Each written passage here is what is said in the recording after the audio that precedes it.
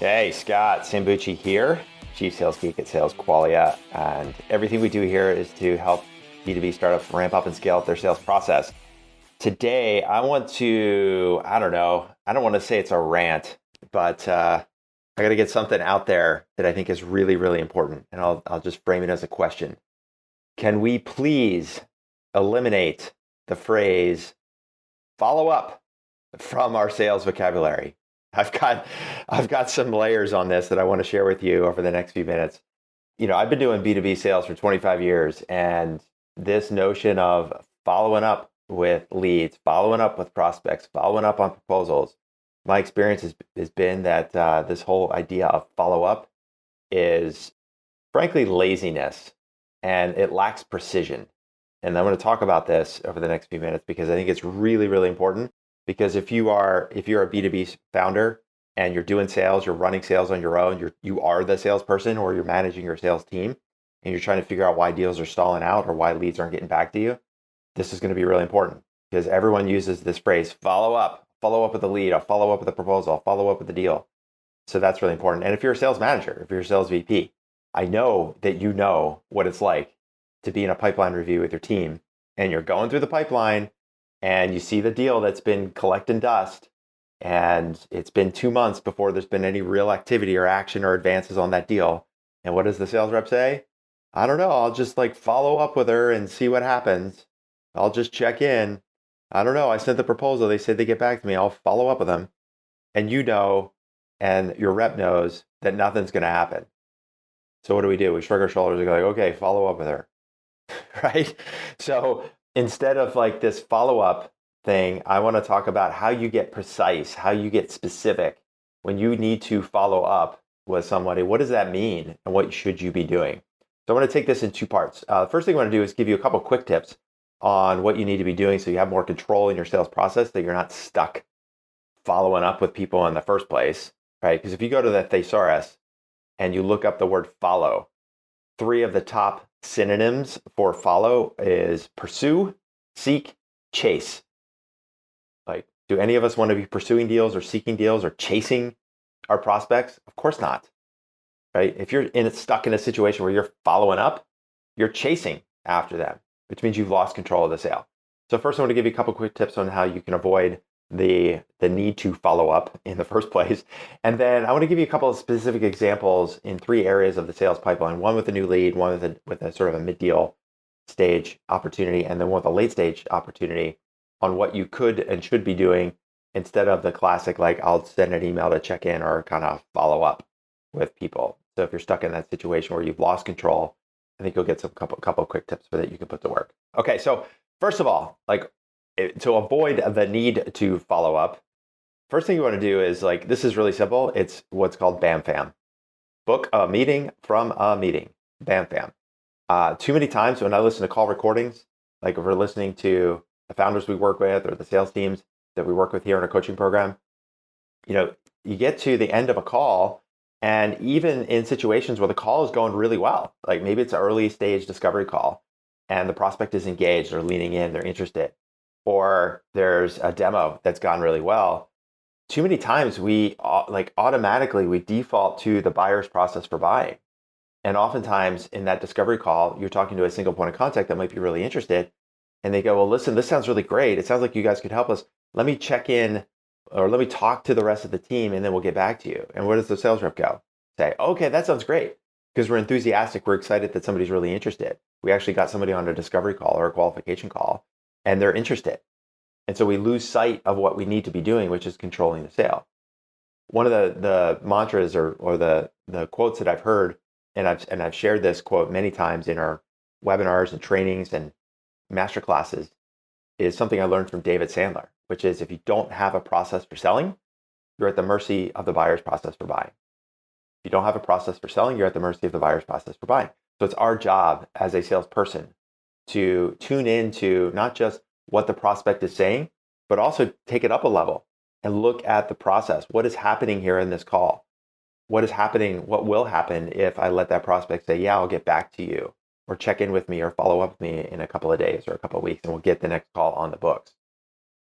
We lose sight of what's happening because we get emotionally driven with the excitement around this prospect that's excited, and then we lose track of what we should be doing, which is booking a meeting from a meeting, right? That's number one. The second is, think about if it's mid-stage, like a demo that's gone really well. Like, are you generating a mutual action plan with that prospect coming out of the demo? Are you instead saying like, hey, this is really great, thanks so much for the demo, really, and the prospect says, we're going to circle up and talk about it internally, and we'll get back to you, or follow up with us in a couple of weeks. We go, great, I'll follow up with you in a couple of weeks. Again, we've lost track, we've lost control of the sale. And so the best thing I found that works, especially when you're doing a demo or you've got a larger group, is to set the stage for what's going to happen after this meeting, even before the meeting takes place.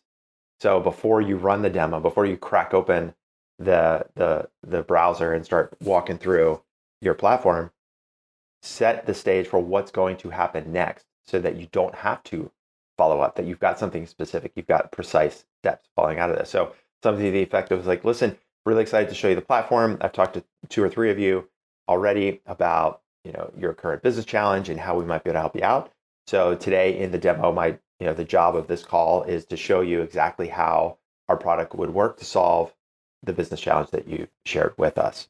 Now, I should say that coming out of a call like this, I think you're going to be really impressed. You're going to be really excited. And so when we work with teams like you, typically the next steps from here would be, number one, probably want to talk to somebody over at IT so we can get access to some data flows, or get access to a data sample so we can input that into our platform and show you how that works. Secondly, at some point, what we found is that there's a risk person or a compliance person or a security person that's going to want to take a look at our platform, kind of check it out under the hood to make sure that we meet all of the rules and regulations and guidelines from a risk and compliance or regulatory standpoint. So, might want to think about getting a call on the books with one of those people. And thirdly, oftentimes we can also think through and kind of plan out a proof of concept or an early pilot. So once you see at the top level in this demo, how we can solve the problem that you have, then we can talk through a plan of action on setting up a POC over the next few weeks, or setting up a pilot program to run over the summer, so that you can get complete visibility on how we can solve the problem for you. Does that sound good? And most people are like, yeah, that sounds great. Can't wait to see the demo. Then you go into the demo. When the demo goes really well, which it probably will, because they're going to be excited, then you go, hey, I'm really, I told you were going to love the product. By the way, remember at the beginning of the meeting when I said we need to talk to IT, talk to risk, and talk about a POC? Why don't we get those things lined up right now? Right. So what are you doing? You're controlling the sale, and you're helping to future pace what's happening next. So these are just like quick tips. I mean, these kinds of strategies are things that we help clients with every day. And there's a lot more to this on how to do these things, but these are just giving you some quick ideas on how you can avoid the need to follow up, right? So let's talk about specifically, what do you do though now if you're stuck in a situation where you have lost control? So number one, like I said, I want to talk about a new lead situation. Number two, talk about a mid funnel deal, and number three, we want to talk about maybe a late stage deal. So number one, let's imagine you've got a request a demo, an inbound lead coming through your website. Most of you out there probably have a request a demo, request more information kind of form on your website. And so the lead comes in, and does that mean 100% of the time the demo gets booked? Does that mean 100% of the time that when you or your SDR or your salespeople send an email to that person, do they always get back to you? No, of course not. A couple of years ago, I went to a conference hosted by Outreach, which is a platform for doing outbound. And one of the extreme examples they showed was an inbound lead that required something like 28 touches over 4 months before the meeting was actually booked, right? And now that's an extreme case, but it does go to show that sometimes just because somebody requests a demo, just because somebody expresses interest, doesn't mean that they're ready to do the demo right then and there. So what typically happens, and the mistake that people make, is, well, the lead comes in and we follow up with that person. Hey, saw you requested a demo. Let's get a time on the books. Or even if you have that auto calendar and somebody books the demo, you need to have a quick chat with them before you hop on a call with them, or at least you should, side note. And you're sending emails to that person and trying to get some time on the calendar. And what do? They go dark. right? They no reply you, right? The new lead leads to no reply. And so instead of going through your SDR list and saying like, hey, I saw these leads came in and requested a demo. What's going on? And the rep's like, I don't know. Like they've requested a demo, but they're not replying to my emails. I guess I'll follow up with them. Like how many times can you follow up and say, hey, did you get my last email? Just following up to see if you still want to book a time. Like instead of thinking about booking the call, what if instead you think value? What value can you add to that new lead? So what are some options that are available to you? Well, number one is like, hey, listen, saw that you requested a demo. I know that a lot of people in your situation are going out and kind of seeing what's available to them. What we have found might be interesting for you is like, listen, next week we're going to be running a webinar where our company founder is going to be talking about the top 3 challenges for your industry and how we approach the solution to this problem. Would you like to join us? Think about how much more valuable that is as opposed to keep hammering away on booking a call. Or listen, we ran a webinar a couple of weeks ago, and in that webinar we talked about this or that. I think it would be really useful for you if you're trying to get a sense for what we do and how we do it. Would you like me to send you the recording? Right, again, adding value. Hey, not sure if you saw this, but we have a white paper that we published about this or that. Can I send you the PDF? So what are you doing? You're adding value to them. You're giving the buyer a sense of control, because it's not just about, yeah, I requested a demo, but do they really want to get on a call with the salesperson? Some people do. Some people do right away, but a lot of people don't. So instead of thinking about following up, what if instead you thought value, right? Just a quick example. So if you've got those leads that have come in and they've no replied you, instead of worrying about booking a call, take a couple steps back and think about what value you can add to them, okay? Number two situation, the demo, right? The big demo. You've done the big demo that people are really excited, fireworks, applause, everyone's really stoked. And then after the demo, the lights go off and everything goes dark, right? And so you know those deals in your pipeline where you had the big demo, the prospect was so engaged with you before the demo, they answered your emails, they couldn't wait to talk to you, they were excited about seeing the product, they couldn't wait for the time to see how the platform was going to work. And then after the demo, they go dark. Why? Well, now they've seen the product, they feel like they've got a lot of information. They don't need you anymore to run the demo. They've seen the demo, they've seen the product. So instead of like doing the follow up, hey, a follow up to see you if you had a chance to circle up. God, when I hear follow up and circle up, it makes me want to throw up. Instead of thinking about like, I got to follow up with them to see if they had that chat about if they thought we might be able to help them out. Instead of thinking follow up, instead think action, right? Which is like, listen, I was going back through my notes. I was watching the recording of the demo, and there were a couple of technical questions that you guys asked around our API calls or our documentation or our integrations. And what I was going to suggest is, how about we get our VP of engineering to talk to your CTO? And this way, instead you're thinking action, like answer those questions. That way we can give you a more complete view of not just how the platform works on the business side, but what that might mean for you on the integrations and the implementation side of things, right? Much more specific, much more precise, as opposed to like, hey, following up. Same thing with the risk or compliance person. Hey, listen, I know there are a couple questions about compliance, or we know that as teams are thinking about using a platform like ours, there's always going to be questions about risk or security or compliance. So I was doing some research and I saw that, Sarah is your chief compliance officer. And so I was thinking it might be a good idea to have Sarah have a quick chat with us just to ask some basic questions, and we can share some of our compliance and documentation about how we meet all of the rules and regulations in your industry. Again, thinking about action. Or in the case of a POC, maybe you forgot to offer a POC. This is an action step. Listen, as you're thinking through whether or not our product might work for you, what if we set up a POC with you over the course of the next couple of weeks, just so you get a better look at not just how the platform works that you saw in the demo, but how it might work for you. Right? See the difference? Not just how it works in the demo, but how it might work for you. So these are just examples of action steps, as opposed to the classic, well, I'll just follow up on an email, right? There's lots of other things you could do in terms of multi-touch, omni-channel, things like that. Reaching out to other buyer types, making sure you're not stuck with a single point of contact. These are other strategies to avoid the need to follow up. But these are just a couple of quick tips that I want to share with you here that have worked really well for us and for our clients. Third example, as I wrap up here, is the proposal. Now, first of all, I'm just going to say, if you are sending proposals, That's your first mistake. Okay. So one of the things we teach our clients is you never ever send a proposal. Now, some of you, like, smoke's coming out of your ears. You're like, what do you mean we don't send a proposal? How are we going to get a deal converted? So the whole concept of a proposal, the word proposal means I'm going to propose this to you, and it's your option as to whether or not you want to accept it. Right? Is that the way we want to sell? I don't want to sell that way. I don't want to be sending out a proposal hoping that somebody accepts it. I want to send a document that we've both agreed upon, that we both go, yeah, this is the project, this is the implementation timeline, these are all the people that are going to be involved, this is the price. And then I send that document, and I know before I send it, I know it's going to get approved. So if you're sending proposals, that's your first mistake.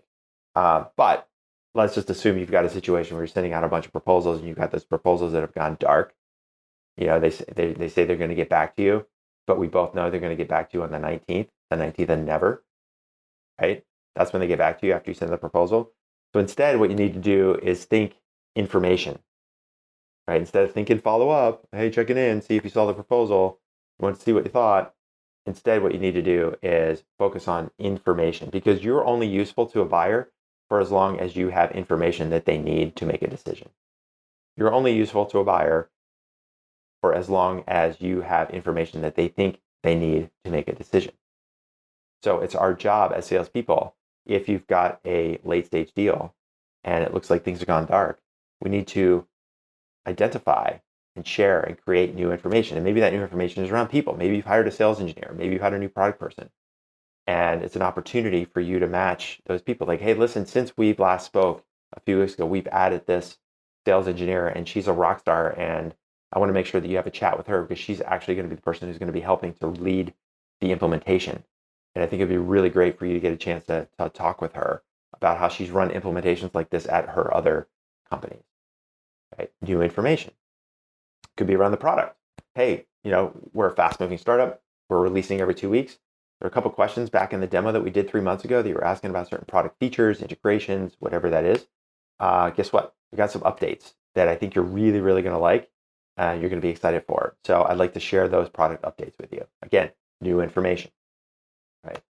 Could be around the project itself, their implementation. Hey, listen, since we last spoke, we've talked to a couple of our clients, our existing customers, and they shared some really cool case studies on how they're using our platform to solve the exact problem that you shared with us. And I think it would be really great for you to get visibility as to how they are using the platform, so that you could think through how you might use it at your company as well. So again, think information. So in the case of the new lead that's doing a no reply, you need to be thinking value. How do I add value to this person? If it's a demo that's post-demo gone dark, you need to be thinking action. What are specific steps that we could be taking and proposing? And then if it's a proposal that's gone dark, then you need to be thinking information. What's new information I can introduce so that the buyer doesn't feel like they have all the information they need to make a decision. So if you do those things, you can remove follow-up from your sales vocabulary altogether. And my last tip for you, my last challenge for you is, again, if you're sitting there, even if you're on your own and you're doing all the selling and you're doing your own pipeline reviews and you're thinking to yourself, like this person hasn't gotten back to me, I guess I'll follow up with them right there. As soon as you hear follow up, stop yourself and say, okay, what do I mean? What does it mean to follow up? What specifically am I going to do? What value can I add? What action can I take or propose? What information can I send or offer? Right? Just wipe it out. Don't use the word follow up anymore. If your reps tell you, oh, I'll follow up, what does that mean? What do they do specifically? They send an email, they send 3 emails asking to book the meeting or asking for more time or asking for feedback on the proposal. That's not enough. Follow up needs to be something way more specific, way more precise. So that's my challenge to you. So listen, if you want some help with your pipeline, you want to help make sure deals don't go dark, you want to learn about how to avoid sending proposals and always send documents that get accepted even before you send it, we can help you out. That's what we do here at Sales Qualia. So if you want some help, then simple thing to do is you just type, if you're watching this on LinkedIn, you can send me a DM or comment the word action down below. Comment the word action down below. And have a quick chat, see if or how I can help you out. And the team here at Sales Qualia can help you out with your sales process. And if you're listening to this on the podcast, just shoot me an email, Scott@salesqualia.com. Sales Qualia.com, scott@salesqualia.com. Again, type the word action into the subject line. That'll let me know you want to have a quick chat about your sales process, see if we can help you ramp up and scale up. That's it for now. So no more follow-ups. Value, action, information. Let's do this.